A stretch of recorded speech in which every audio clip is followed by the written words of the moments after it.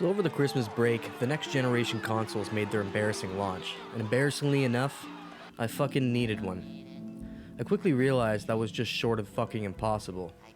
I was obsessed by it though, like it was some sort of god toying with my ability to remain mentally stable. What's the French? Look at this. It's indented.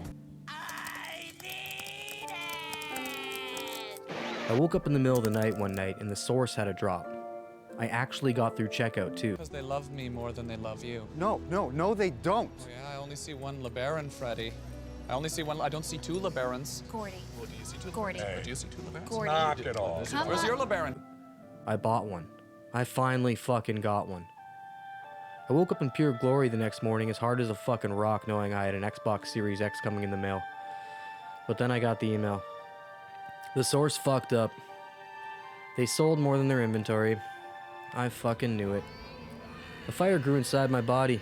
An unrelenting force creating waves of motivation and adrenaline flew through my blood like the warrior that I am. So I did what any hero would do and I scalped it off some sucker on eBay. Check it out, man. The question you want to ask yourself is how badly do you want to have the greatest console on the fucking earth, eh? It had a fucking tracking number and everything. So I pretty much watched that shit drive from Calgary to Toronto for 3 days straight. Until finally, it arrived at my doorstep. So stoked. The Adventures of Bayou Billy. I was fucking hyped, man. I couldn't quite understand why my girlfriend was so mad when I told her I bought it. I did this for us! I did it for us! This is supposed to make it easier! Fuck yeah, we're gonna watch so many movies, play new games, and possibly create a shrine, so it makes more sense when someone walks in on me bowing to this godly fucking beast. Then I hit the Microsoft store to see what was poppin'. I didn't feel like nutting out another $80 to buy a game, especially when the only next-gen game that might be worth buying was Assassin's Creed Valhalla. I do not like this, but I will not stop you. I quickly learned that there was actually fucking nothing new to play. I felt like I had bought myself an Xbox One X.5. That was when a little glimmer of hope appeared as my guilt-ridden dumbass scrolled through Game Pass. Shining in that light was Ori and the Will of the Wisps, just sitting there with a big ol' XS logo shining like the sky. I downloaded the game just to catch a quick glimpse of what 4K 60 would look like, before heading back to the same old games I was playing before I became a slave to the existence of this godforsaken machine. The game started and something in my brain clicked. It felt not only game-changing, but it felt pretty nostalgic as well. Something about the game just felt simple. And I know what you're thinking.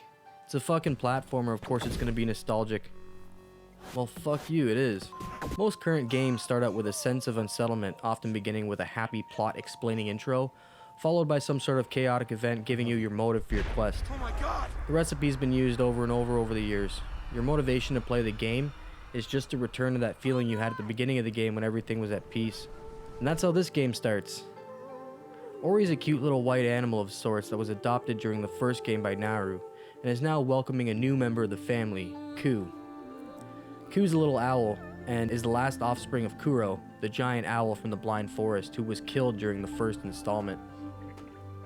It shows the beauty of little Ku growing up, the beauty of life, and reminds us that no matter what we look like, we can all be family. The feeling of unsettlement happens when little Ku learns how to fly, but is then hit with a terrible storm which blows him into the unknown, separated, alone, and vulnerable. That's where our story begins. You gain control of Ori in desperate search of her little brother Ku.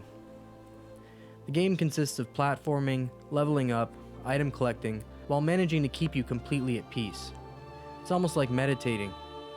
That is until you die 100 times over on easy and proceed to break your controller. Holy fuck, I died a lot. Sometimes I'd even get the yips and repeatedly die the same way, kinda like when you say a word too many times and it loses its meaning. I'd simply just forget how to play the game for a minute until I hit pause, took a breath, and got back at it. The repeated dying, however, doesn't come in vain. By the time I got through the levels, it wasn't because of luck, but because of after that many times dying, I could just do it. I felt like I earned it. The controls are fucking wicked, as Ori feels as snappy as ever, and has access to a tree of abilities that can be assigned to the X, Y, and B buttons pretty easily in the menus. She can climb walls, do double jumps, dash forward in the air, and a lot more. The story progresses at a good rate, and the cutscenes seem to appear when you mentally need them the most. It separates the game into a bunch of mini wins. Now, I don't want to get into spoilers for the ending as most people haven't played this game yet, but holy fuck, it's a 10 out of 10. The music is probably the best part of this game. I work in film and the first thing we're taught is audio always trumps video. This is a prime example of how important audio is to keeping a feeling alive. Everybody involved in the recording of the score is actually a certified unit and a fucking god in my books. Overall, again, it's a 10 out of 10. Absolute fucking masterpiece. It reminds us of how pure life can be. It reminds us that there is a balance of everything. A balance between good and evil, happiness and sadness, and at the end of every hardship, we come back stronger and are better prepared for what life is going to throw at us next.